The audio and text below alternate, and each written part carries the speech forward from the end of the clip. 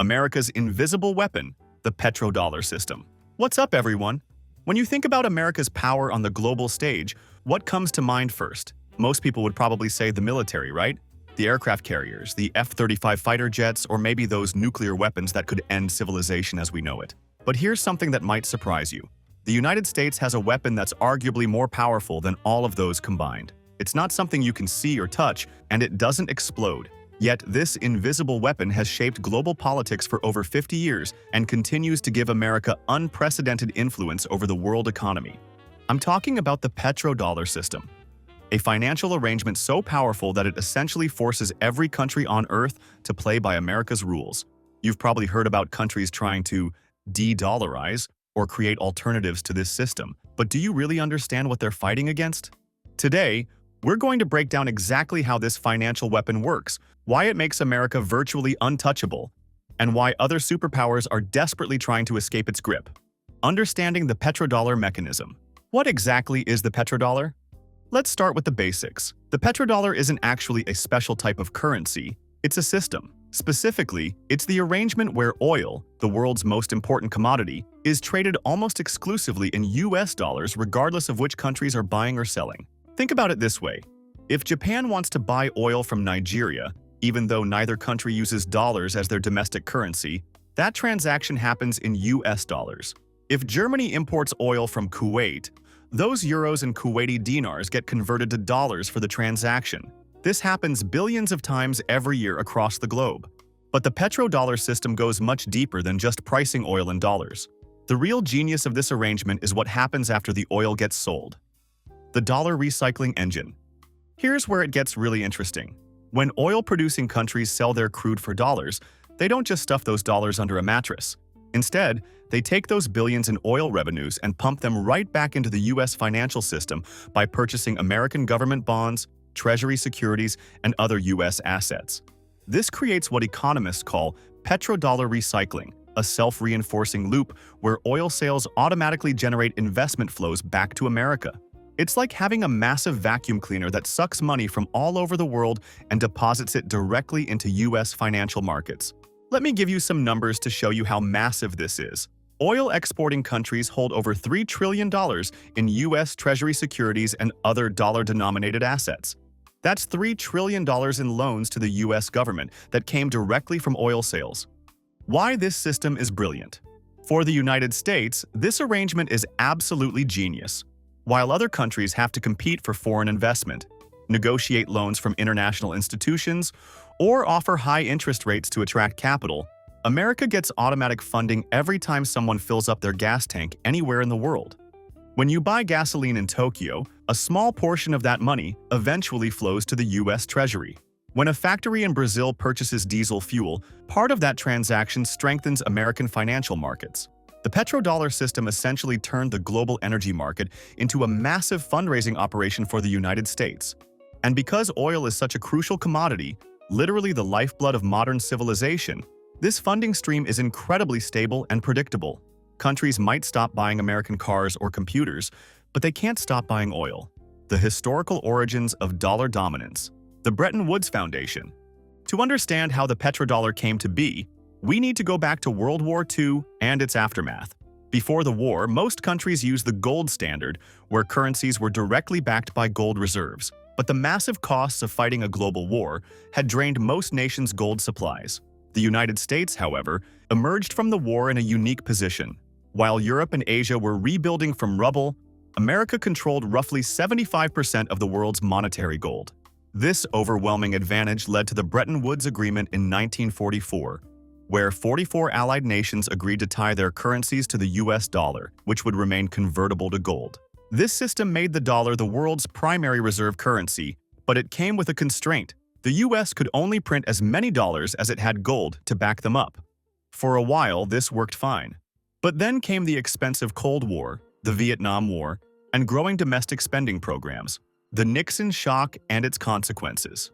By the late 1960s, the United States was printing more dollars than it could back with gold. Other countries, led by France, started demanding gold in exchange for their excess dollars, threatening to drain America's gold reserves completely. In August 1971, President Nixon made a shocking announcement. The United States would no longer convert dollars to gold at a fixed rate. This Nixon shock effectively ended the Bretton Woods system and made the dollar a purely fiat currency, backed by nothing but trust in the U.S. government. This created a huge problem for American policymakers. Without gold backing, why would other countries continue using dollars for international trade? The dollar's value became much more volatile, and America's financial dominance was suddenly vulnerable. The Saudi solution. The answer came from an unexpected source: the 1973 oil crisis. When Arab nations imposed an oil embargo during the Yom Kippur War, energy prices skyrocketed and created chaos in Western economies. But this crisis also created an opportunity. In 1974, U.S. Secretary of State Henry Kissinger negotiated a secret deal with Saudi Arabia that would reshape the global economy. The agreement was elegantly simple. Saudi Arabia would sell its oil exclusively in U.S. dollars and invest the proceeds in American securities. In exchange, the United States would provide military protection and advanced weapons to the Saudi kingdom. This wasn't just a bilateral deal, it was a template. Soon, other major oil producers were making similar arrangements. By the end of the 1970s, virtually all international oil trade was conducted in dollars, creating artificial demand for the currency that replaced the stability previously provided by gold backing. Building the petrodollar empire. The genius of this system was that it transformed America's biggest vulnerability into its greatest strength. The U.S. needed to run trade deficits to supply the world with dollars for oil purchases, but those same deficits were automatically financed by petrodollar recycling. When the U.S. imported more than it exported, it sent dollars overseas. But thanks to the petrodollar system, many of those dollars came right back as investments in U.S. government bonds and private securities. It was like having a credit card that paid itself off automatically every month. This arrangement also gave the United States enormous leverage over oil-producing nations. By investing their wealth in dollar-denominated assets, these countries became stakeholders in American economic success. Their prosperity became tied to U.S. financial markets, creating powerful incentives to maintain the system. The strategic benefits of dollar dominance. Global demand creation. The petrodollar system creates artificial demand for U.S. dollars that goes far beyond America's actual economic output. Every country needs oil, and because oil is priced in dollars, every country needs dollar reserves. This means central banks around the world must hold billions in U.S. currency, even if they rarely trade directly with America. Consider a country like Switzerland. The Swiss may import oil from Norway and export machinery to Brazil, but both transactions likely involve dollars at some point. Switzerland needs dollar reserves not because of its economic relationship with the United States, but because dollars are required for global energy transactions. This global dollar demand allows the United States to run persistent trade deficits without the currency crises that would cripple other nations. The seigniorage advantage. Because the dollar serves as the global oil currency, the United States essentially gets free loans from the rest of the world. Economists call this seigniorage, the profit that comes from issuing currency that others are forced to use. When the Federal Reserve prints new dollars, those dollars have real purchasing power, even though they cost almost nothing to produce. Other countries must give America real goods and services in exchange for what is essentially digital entries in a computer system. The scale of this advantage is staggering. The U.S. can run annual trade deficits of $800 billion to $1 trillion year after year without triggering a currency crisis. Any other country running deficits of even 5 to 10% of this size would face severe economic consequences. Monetary policy as foreign policy. The petrodollar system also gives the Federal Reserve's monetary policy global reach.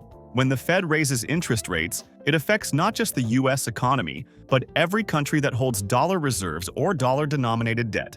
Higher U.S. interest rates can trigger capital flight from emerging markets as investors move money to take advantage of better returns in America. This can cause currency crises, stock market crashes, and economic recessions in countries that have no say in Federal Reserve decisions. Conversely, when the Fed cuts rates or implements quantitative easing, it can flood global markets with cheap dollars, creating asset bubbles and inflation in other countries. America's central bank essentially sets monetary policy for much of the world economy. The controversies and criticisms. The vulnerability problem. While the petrodollar system benefits the United States enormously, it creates significant vulnerabilities for other countries. Nations must maintain large dollar reserves to ensure energy security, making them vulnerable to U.S. monetary policy decisions and dollar volatility. When the dollar strengthens, countries with large dollar reserves benefit, but their domestic exports become less competitive. When the dollar weakens, their reserves lose value, but their exports become more attractive. This creates economic instability that's completely outside their control. The sanctions weapon. Perhaps the most controversial aspect of the petrodollar system is how it enables economic warfare through sanctions. Because most international oil trade flows through dollar-denominated banking systems, the United States can effectively cut countries off from global energy markets by restricting their access to dollar financing. This is exactly what happened to Iran after 2010. U.S. sanctions didn't just prevent American companies from doing business with Iran, they made it extremely difficult for any country to purchase Iranian oil because the transactions couldn't be processed through the dollar-based banking system. Russia faced similar restrictions after 2014 and again after 2022. While these countries can still sell oil, they must find alternative payment mechanisms that are more expensive and complicated than the standard dollar system. The sanctions weapon is so powerful that even the threat of its use can change behavior. Countries often comply with U.S. foreign policy preferences, not because they agree with them, but because being cut off from the dollar system would be economically devastating. The inflation export mechanism. The petrodollar system also allows the United States to export inflation to other countries. When the Fed prints money to stimulate the U.S. economy, those dollars don't just affect American prices. They spread throughout the global economy via the petrodollar recycling mechanism. Countries that need dollars for oil purchases must accept these newly created dollars, even if they're already dealing with domestic inflation. This forces other nations to import American monetary policy whether they want to or not. Some economists argue that this system allows the United States to live beyond its means by forcing other countries to bear the costs of American fiscal and monetary policy. The U.S. gets the benefits of economic stimulus while other countries deal with the inflationary consequences. The trade deficit requirement. Ironically, maintaining the petrodollar system requires the United States to run persistent trade deficits, which creates its own problems. America must import more than it exports to supply the world with enough dollars for oil transactions. This has contributed to the decline of American manufacturing and the loss of millions of industrial jobs. While the financial sector has benefited enormously from dollar dominance, workers in traditional industries have borne the costs of deindustrialization. The trade deficits also create political tensions with countries that run large surpluses with the United States. China, in particular, has been criticized for accumulating massive dollar reserves through trade surpluses, though this arrangement actually supports the petrodollar system. Challenges and the future of dollar dominance. The rise of alternative systems. The most significant challenge to the petrodollar system comes from countries seeking to reduce their dependence on dollar-denominated oil trade. China has been particularly aggressive in promoting the petro-yuan, oil transactions denominated in Chinese currency. In 2018, China launched yuan-denominated oil futures contracts on the Shanghai International Energy Exchange, offering an alternative to dollar-based oil pricing. While these contracts handle only a small fraction of global oil trade, they represent the first serious challenge to dollar dominance in energy markets. Russia and Iran have also moved aggressively away from dollar-based oil sales, though this has been driven primarily by U.S. sanctions rather than voluntary choice. Both countries now conduct significant oil trade in euros, yuan, and rubles, proving that alternatives to the petrodollar are technically feasible. The BRICS alternative. The BRICS nations, Brazil, Russia, India, China, and South Africa, along with newer members, have discussed creating alternative payment systems that could bypass the dollar entirely. These discussions have gained momentum as more countries become frustrated with U.S. sanctions and monetary policy spillovers. However, digital currencies and blockchain technology may make alternative payment systems more feasible. Central bank digital currencies, CBDCs, could enable direct currency swaps without going through the dollar system, potentially undermining one of the petrodollar's key advantages. The renewable energy transition. Perhaps the greatest long-term threat to the petrodollar system comes from the global transition toward renewable energy. As solar, wind, and other clean energy sources become cheaper and more prevalent, global oil demand may peak and eventually decline. Unlike oil, renewable energy sources are geographically distributed and don't require the same complex international trading relationships. Solar panels and wind turbines are manufactured goods that can be traded in any currency, rather than commodities that require standardized pricing mechanisms. The International Energy Agency predicts that oil demand could peak in the 2030s if current clean energy trends continue. While this timeline could change based on technological developments and policy decisions, the long-term trajectory seems clear. Adaptation strategies. The United States is not passively waiting for challenges to emerge. American policymakers are actively working to maintain dollar dominance through various strategies. Financial innovation keeps the dollar system attractive by improving efficiency and reducing transaction costs. The Federal Reserve's development of a digital dollar could help maintain the currency's technological edge over potential competitors. Diplomatic efforts aim to convince allies and partners that maintaining the current system serves their interests as well as America's. This includes emphasizing the stability and liquidity that dollar dominance provides to global markets. Military and security cooperation continues to be linked to financial arrangements, following the original Saudi model. Countries that receive American security guarantees have strong incentives to maintain their participation in the dollar system. The resilience factor. Despite these challenges, the petrodollar system has shown remarkable resilience over 5 decades. It has survived multiple oil crises, financial crashes, geopolitical upheavals, and technological disruptions. This resilience comes partly from network effects. The system becomes more valuable as more participants use it.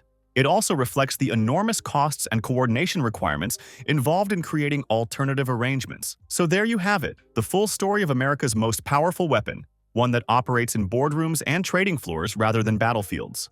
The petrodollar system represents one of the most sophisticated exercises in economic statecraft in human history, turning the global need for energy into a foundation for American power. The petrodollar may not be as dramatic as nuclear weapons or aircraft carriers, but its influence on global affairs is arguably even greater. It shapes what countries can do, how they interact with each other, and how resources are allocated across the planet. If this deep dive into geopolitical economics was interesting, make sure to hit that like button and subscribe for more content about how the world really works behind the scenes. What other hidden systems of global power should we explore next? Let me know in the comments below.